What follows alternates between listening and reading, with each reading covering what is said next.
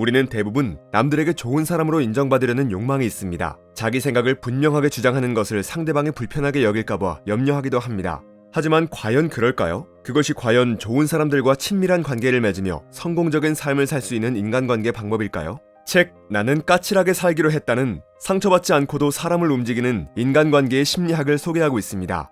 오늘은 이 책의 내용을 바탕으로 착하게만 살면 절대 안 되는 이유와 함께 그 대안으로서 어떻게 행동하고 살아가야 하는지도 알려드리겠습니다. 1. 남을 기쁘게 해야 한다라는 생각은 자신을 병들게 한다. 여러분들은 혹시 평소에 이런 생각을 하며 살지는 않나요? 나는 상대를 기쁘게 해야 해. 나는 내가 만나는 사람들 모두에게 좋은 인상을 주어야만 해. 나는 실수나 실패를 해서는 안 돼. 남에게 싫은 소리 듣는 것은 견딜 수 없어. 칭찬과 인정에 대한 강한 욕구와 갈망으로 완벽주의를 꿈꾸며 나는 이러저러 해야만 한다라고 자신에게 힘들고 괴로운 명령을 내리는 일 말입니다. 이런 생각에 사로잡히는 것은 대체로 자존감과 관계가 있습니다. 자존감이 균형을 잡지 못하고 가혹할 만큼 너무 강해서 생겨난다는 것입니다. 그러나 모든 일을 너무 잘하려고 하다 보면 인생을 즐길 다른 기회를 놓치기 마련입니다. 매사 지나친 불안과 걱정만 쌓여 불행한 인생을 살게 될 뿐입니다. 그래서 건강하고 균형 잡힌 자존감을 키워가는 것이 필요합니다. 자존감의 핵심은 먼저 받아들이는 것입니다. 자신의 장점과 단점은 물론이고 잘못까지 인정함으로써 있는 그대로의 나를 수용하는 것에서 출발합니다. 그런 다음 자신의 잠재력을 찾아가면서 발전할 수 있도록 노력하는 것이죠. 가만히 생각해보면 나를 비참하고 우울하고 불안하게 만드는 것은 바로 나 자신이라는 것을 알 수 있습니다. 남들은 그렇게 생각하지 않는데 괜히 나 혼자 어떤 작은 일에 마음 상해 스스로 비극의 주인공이 되려고 하는 것입니다. 여기서 벗어나려면 SCE 법칙을 이해할 필요가 있습니다. 스탑, 멈추고, 컨트롤, 조절하고, 이스케이프, 벗어나라를 말하는 것으로 어떤 지나친 마음이 생길 때마다 일단 멈추고 내가 나를 조절할 수 있다고 여기면서 과감히 그런 생각에서 벗어나려고 노력하는 훈련법입니다. 셰익스피어는 이 세상에 전적으로 좋거나 전적으로 나쁜 일은 없다. 단 사람들의 생각이 그렇게 만드는 것이다. 라고 말했습니다. 시험을 통과하지 못하면 가족을 기쁘게 할 수 없고 바보 같은 인간이 되며 내가 원하는 것도 얻지 못하게 된다고 자신을 스스로 괴롭히지 말고 시험에 통과하고 싶지만 만약 실패해도 다시 기회는 올 것이고 계속 통과하지 못한다고 해도 다른 방법으로 행복을 찾을 수 있을 거야 라고 마음을 먹는 것입니다. 그것이 자신의 장점과 단점은 물론이고 잘못까지 인정함으로써 있는 그대로의 나를 수용하는 방식입니다. 그렇게 되면 한 번의 실패로 자신의 전부를 실패로 규정짓는 잘못에서 벗어날 수 있습니다. 비합리적인 신념이 나를 망가뜨리고 비참한 길로 안내하는 것을 막을 수 있습니다. 물론 처음부터 SCE 법칙이 잘 되어 나갈 리는 없습니다. 꾸준히 반복하여 훈련하는 수밖에 없습니다. 작은 것에서부터 출발하는 것도 좋습니다. 예를 들어 남들로부터 항상 좋은 얘기만 들으려고 하고 옳은 얘기를 하는 나를 반대하는 자들은 다 나쁜 사람이라는 생각에 사로잡히게 되면 늘 화가 나고 신경질적인 사람이 될 수밖에 없지만 내 말이 틀릴 수도 있고 어떤 때는 사람들이 나를 싫어할 수도 있어 라고 융통성 있게 생각하면 화가 덜 난다는 사실을 경험하는 것도 중요한 발전입니다. 사람은 누구나 인정받고자 합니다. 그래서 인정받지 못했을 때 받을 상처가 두려워 회피하거나 지나치게 자기 방어를 하려는 심리를 갖게 됩니다. 그리고 그것이 행동으로 이어지면 점점 더 괴로워지고 불행해지는 악순환에 빠지게 됩니다. 여러 유형이 있지만 결국 해법은 하나입니다. 모든 사람에게 인정받겠다는 생각 자체에서 벗어나는 것입니다. 굳이 사람들의 마음에 들고자 그렇게까지 애쓸 필요가 없습니다. 소심해질 필요도 없고 남들의 반응에 민감해할 이유도 없습니다. 모든 것은 마음먹기에 달려 있습니다. 책 나는 까칠하게 살기로 했다의 저자 양창순 박사는 건강한 까칠함이란 인간관계에서 거부당하고 상처받는 것에 대한 두려움을 내려놓는 힘이라고 말합니다. 이를 위해서는 먼저 자기 자신을 있는 그대로 수용하는 자세가 필요합니다. 2. 거절할 줄 모르면 인생이 고달파진다.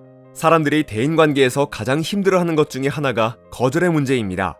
누군가에게 뭔가를 부탁하는 것이 쉬운 경우는 거의 없습니다. 대부분 사람은 머릿속으로 수십 번의 시뮬레이션을 거친 끝에 간신히 행동에 나서죠. 그런데 그렇게 어렵게 부탁을 했는데 거절을 당한다면 그 순간의 당혹스러움과 부끄러움은 도저히 말로 표현되지 않을 것입니다. 그러니까 사람들은 행여 그런 순간을 맞게 될까봐 행동으로 나서지 못하고 더욱 시간을 끌면서 망설이게 되죠. 우리는 모두 이런 상황을 잘 알고 있습니다. 상대방이 부탁을 해왔을 때는 얼마나 어렵게 결심한 것인가를 충분히 이해하고 있죠. 그러다 보니 우리가 누군가의 부탁을 거절해야 하는 상황에 놓이는 것은 굉장히 난처한 일이라고 느끼게 됩니다. 그러다 보니 거절로 상처 입은 상대방이 나를 싫어할 것이 무서워 어쩔 수 없이 계속 부탁을 들어주기도 하고, 그 부탁이 내가 하기에는 힘에 부치는 일이라는 것을 알면서도 미적대면서 답변을 늦추는 경우가 생기게 됩니다. 그런데 문제는 그런 일이 이어지다 보면 나한테 그런 짐을 지우는 상대방뿐 아니라 부탁을 받아 어려운 일을 하고 있는 자신에게도 화가 나기 시작한다는 점입니다. 부탁을 들어주지 않았다고 해서 상대방이 나를 나쁘게 말한 것이 직접적으로 내 귀에 들어오는 경우는 그다지 흔치 않습니다. 하지만 나 자신에게 화를 내면서 못마땅하게 여기는 일을 하는 것은 눈앞에 펼쳐진 현실입니다. 사실 상대방은 내가 자신의 부탁을 거절하면 당장은 상처를 입긴 하지만 현실을 있는 그대로 받아들입니다. 특별한 감정을 가지지 않습니다. 그건 처지가 바뀌어도 누구나 마찬가지입니다.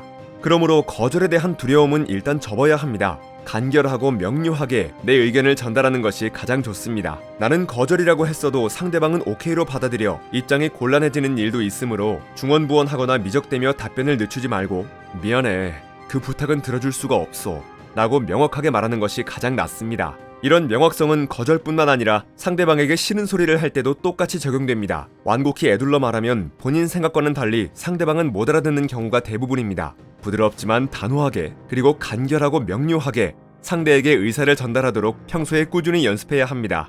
내가 매정하게 거절하면 사람들이 나를 어떻게 생각할까 전전긍긍하는 건 부질없는 것입니다. 남의 기준에 맞춰 사는 것은 의미가 없습니다. 거절을 하든 싫은 소리를 하든 중요한 것은 내 기준에 맞추는 것입니다. 사람은 실제로 남의 인생에 해줄 것이 그리 많지 않습니다. 불필요한 조언이나 간섭은 피해야 하고, 아무리 간절한 부탁이라도 내가 들어줄 수 없는 것이면 명확하게 거절해야 하는 것입니다. 책 나는 까칠하게 살기로 했다에서 저자는 다른 사람에게 친절한 방법은 딱 반발자국만 더 나가고 딱 반발자국만 더 도와주는 것이라고 말합니다. 우린 생명이기에 에너지에 한계가 있고 우선순위를 정하는 것이 중요하다는 것입니다. 정말 도와주기로 마음먹었다면 딱 반걸음만 더 도와주고, 내가 이 부탁을 들어주면 바뀔 수 있는 사람인지 아닌지를 구분해 결정하면서 에너지를 효율적으로 사용하는 방법을 추천하고 있습니다. 오늘은 착하게만 살아서는 안 되는 두 가지 이유와 함께 그 대안도 설명해드렸습니다. 하지만 아직 정말 중요한 사항이 남아있습니다. 앞서 설명드린 바와 같이 우리는 앞서 다른 사람의 마음에 들고자 애쓸 필요가 없고 내 기준에 맞지 않으면 부탁을 거절할 수 있어야 한다고 했습니다. 그렇게 까칠한 사람이 되는 것이 불안과 걱정에서 벗어나 자신을 힘들게 하지 않고 편하고 건강하게 살아가는 방법입니다. 그러나 그렇다고 해서 까칠함과 무례함을 혼동해서는 안 됩니다. 다른 사람을 신경 쓰지 않는다고 해서 상대를 무시하거나 모욕해도 좋다는 뜻은 아닙니다. 그러면 또 다른 인간관계에 문제가 발생합니다. 혹을 때려다 하나 더 붙이게 되는 셈이죠. 건강한 까칠함을 가진 사람은 자신을 스스로 소중히 여기는 만큼 다른 사람에게도 똑같이 대하려고 노력하는 사람입니다. 내 것이 소중하면 남의 것도 소중하다는 사실을 알고 있는 사람이죠. 반대로 건강하지 못한 까칠함을 가진 사람은 작은 실수로 비난만 하거나 늘 잘못을 콕콕 집어내는 것을 즐겨합니다.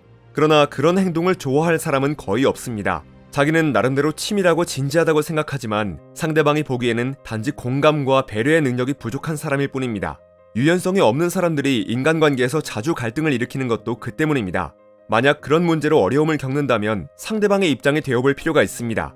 사람은 누구나 이기적이고 자기중심적으로 살 수밖에 없는 존재라서 늘 자신이 피해자이면서 동시에 가해자는 아니었는지 되돌아보고 받아들이는 과정이 있어야 합니다. 그럴 때 우리는 건강한 까칠함을 유지할 수 있게 되는 것입니다. 양창순 저자의 나는 까칠하게 살기로 했다는 마치 한 편 한 편 이야기를 건네듯 다양한 임상 사례와 흥미로운 심리학 이론을 들려주며 우리가 처한 상황과 문제를 돌아보게 해주는 책입니다. 이 책은 자존감을 지키며 자유로운 인간관계를 맺는 7가지 건강한 까칠함의 기술을 소개합니다. 늘 소심하고 걱정 많은 우리에게 구체적으로 어떻게 행동해야 쿨하고 까칠하게 살 수 있는지를 알려주고 있습니다. 이를 통해 우리는 자기를 있는 그대로 수용하면서 장점은 살리고 단점은 보완해 나가는 용기를 기르고 나를 위해서나 상대방을 위해서 언제나 자신을 당당하게 표현하는 힘을 얻게 될 것입니다. 여러분들도 오늘의 내용을 마음에 새겨서 균형 잡힌 자존감, 건강한 까칠함을 가진 사람이 되기를 바랍니다. 사람들에게 지쳤다면, 괴로운 생각들이 스쳐 지나간다면 그냥 지나가도록 내버려 둬보세요. 이런 날도 있고 저런 날도 있는 것입니다. 완벽해야 한다는 생각을 버리세요. 산다는 것은 또는 인간관계는 날씨와 같아서 햇살 환한 날이 있는가 하면 구름이 잔뜩 낀 날도 있기 마련입니다. 보슬비 내리는 날도 있고 비바람이 치고 폭우가 쏟아지는 날도 있습니다. 이렇게 늘 변하는 날씨에 맞게 그때그때 복장을 갖추고 준비를 하듯 조금은 편하고 가벼운 마음으로 사람을 대하고 관계를 유지하는 자유롭고 부드러운 여러분들이 되시길 기원하겠습니다. 책갈피였습니다. 당신의 성공과 행복을 응원합니다.